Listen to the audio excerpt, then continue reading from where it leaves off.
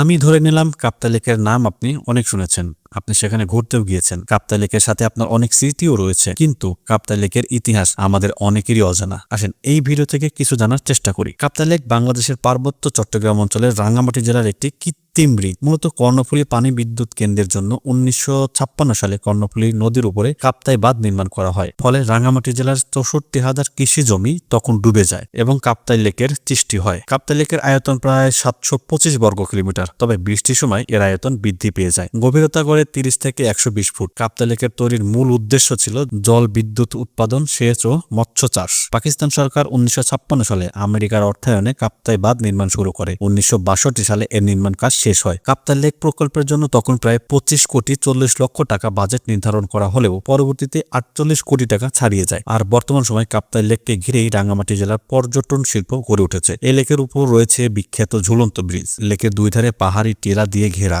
অল্প কিছু টাকায় ট্রলার ভাড়া করে ঘুরে আসতে পারবেন কাপ্তাই লেক থেকে। লেকের পাড়ে রয়েছে নতুন চাকমা রাজবাড়ি ও বৌদ্ধ মন্দির।